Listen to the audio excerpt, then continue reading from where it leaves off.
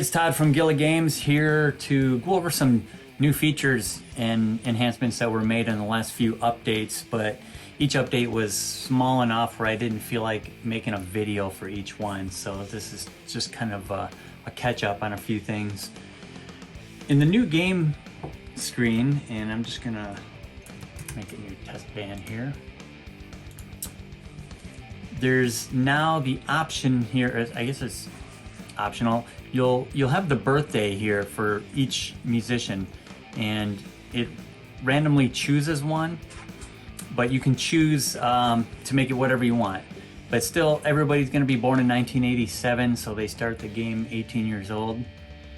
If you choose a birthday in January, you won't get birthday money the first year of the game, and that's just to prevent people from setting their birth date for like January 1st or 2nd, and just to get $500 extra at the beginning of the game. So you will get it in every other year after that.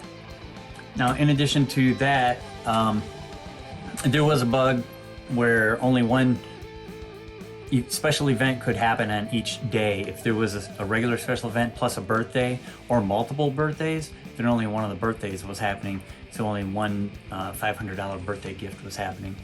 So that bug's been fixed as well. This is an old save game of mine. On the song list, there's a new column over here called Buzz.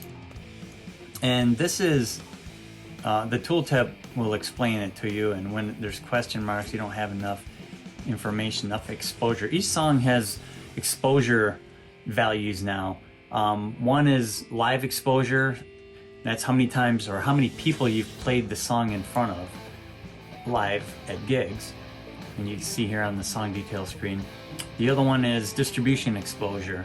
So how many CDs have you distributed that has this song on it?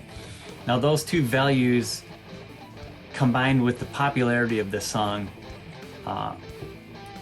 create a formula that gives you the buzz rating. And what this does is it helps you identify the hit potential of a song before it's necessarily, really high popularity.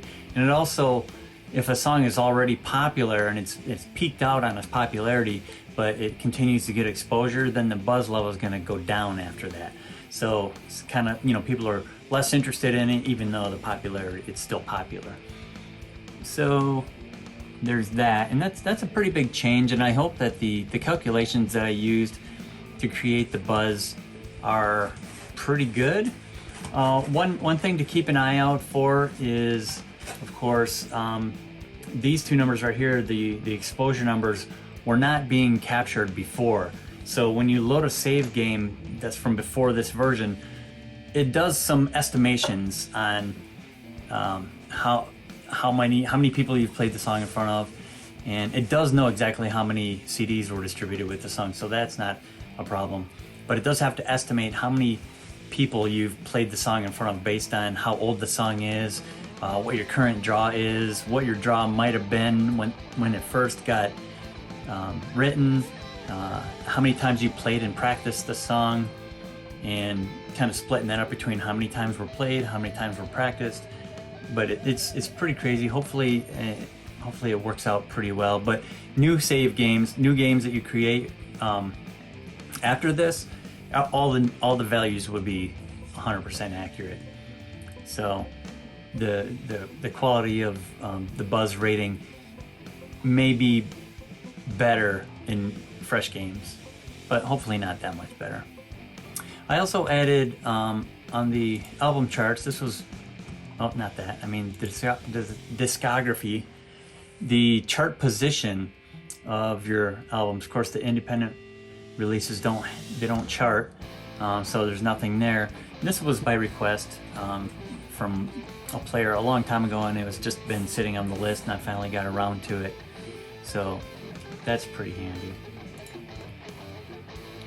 So because of that, I also had to add the charts region here, because as you can see, it goes to 11, has not charted in Europe, it's only charted in US and Canada.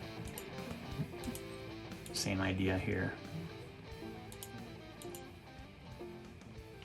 Okay, so there is finally a new crew member position called Merch Manager. Now, when you have a Merch Manager, it helps to sell more merch. It really doesn't affect your merch sales when you're in the small, like the bars and the clubs.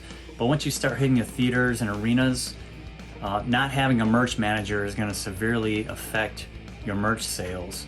So the higher the skill of the merch manager, the more merch sales you will have, particularly at the theaters and arenas. Now, another thing that's really important is if you have a merch manager, at the end of every gig, he's going to automatically repurchase, replace any CDs that were sold and t-shirts that were sold, so that you always have enough in stock. But you do have to set that level yourself, so you're going to have to go and stock up to the level that you think is more than enough that you would sell at a single gig, and then the merch manager will handle replenishing up to that level every time after each gig. Of course, you have to have enough money, but as long as you're not giving your merch away, you should have at least enough money to replenish what you just sold. So that is it for this update. So if you have any problems, always use that in-game bug reporter, and that's about it. I'm still trying to figure out what the next big update's going to be, but there's so many little things like this that I love getting done. So that's it for now. Thanks for watching. See you next time.